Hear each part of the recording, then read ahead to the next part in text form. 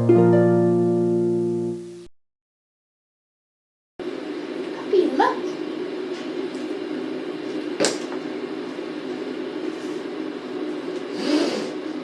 Puppy, look!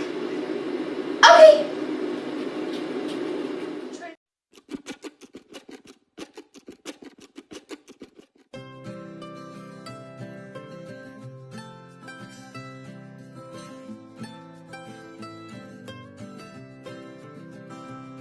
Eye contact has a fundamental role in human communication and relationships.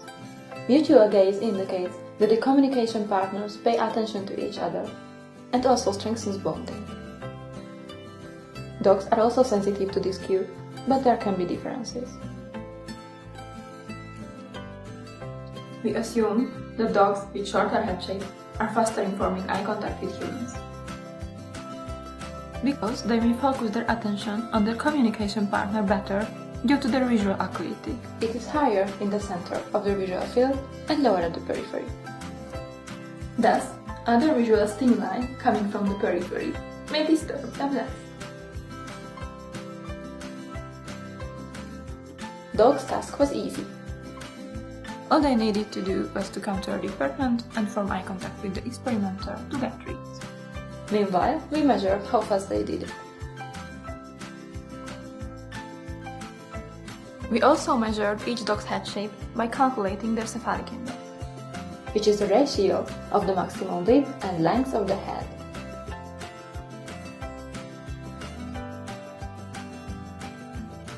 Shorter heads have a higher cephalic index.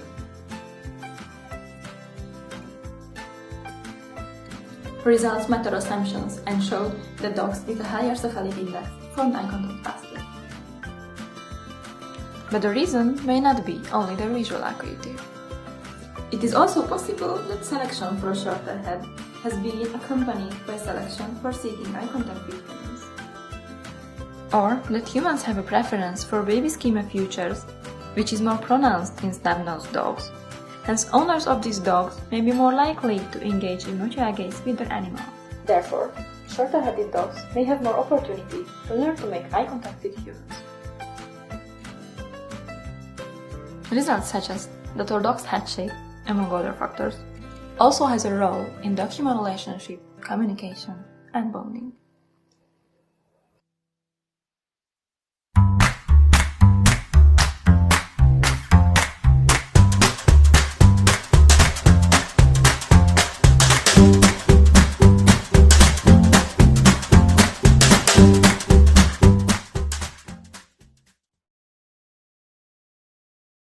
They may be known as man's best friend, but it appears dogs have a little advantage when it comes to bonding with humans. A new study has found puppies are born with human-like social skills which allow them to communicate with people from a young age, rather than learning to do so later in life. Even before puppies have left the litter, they can listen to people by following cues such as pointing gestures, researchers found, but it takes a bit longer before they are able to communicate back.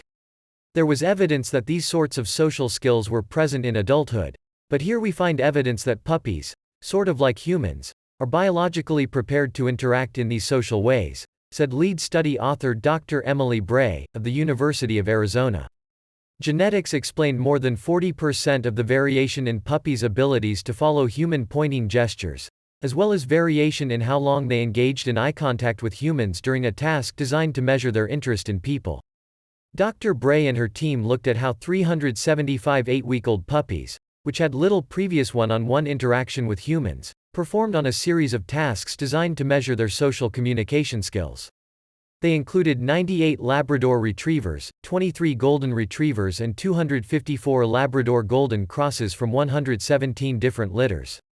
All had an extremely similar rearing history and a known pedigree dating back multiple generations. In one of the tests, the puppies were able to find a treat hidden beneath one of 2 overturned cups when a researcher pointed to it. They were also able to do so even when the odor was masked, which was done to ensure the puppies were not just following their noses. In another task, researchers initiated the interaction by speaking to the puppies in dog-directed speech, using a high-pitched voice. They then measured how long the puppy held a gaze with the human. All the dogs were successful in at least one task, showing they are skillful from the start when it comes to social communications, relying on gestures and eye contact. In control tests, when they were not directed, puppies did not look to people for answers when food was locked in a Tupperware container. That suggests that while puppies may be born knowing how to respond to human-initiated communication, the ability to initiate communication on their own may come later, researchers said. Previous studies have discovered dogs' brains process language in a similar way to humans, with the right side dealing with emotion and the left processing meaning. It was only when both sides of the brain agreed they were hearing praise that the dog was truly happy. Dr. Bray said, "We show that puppies will reciprocate human social gaze and successfully use the information given by a human in a social context from a very young age and prior to extensive experience with humans. For example, even before puppies have left their littermates to live one-on-one with their volunteer raisers, most of them are able to find hidden food by following a human point to the indicated location." She added, "All these findings suggest that dogs are biologically prepared for communication with humans. From a young age, dogs display human-like social skills, which have a strong genetic component, meaning these abilities have strong potential to undergo selection. Our findings might therefore point to an important piece of the domestication story, in that animals with a propensity for communication with our own species might have been selected in the wolf populations that gave rise to dogs." The study was published in the journal Current Biology. Click the link below to read the related article and watch the video coverage. But the reason may not be only the visual acuity. It is also possible that selection for a shorter head has been accompanied by selection for seeking eye contact with humans. Or that humans have a preference for baby schema features, which is more pronounced in snub-nosed dogs. Hence, owners of these dogs may be more likely to engage in mutual gaze with their animal. Therefore, shorter-headed dogs may have more opportunity to learn to make eye contact with humans. Results suggest that our dog's head shape, among other factors, also has a role in dog-human relationship, communication, and bonding.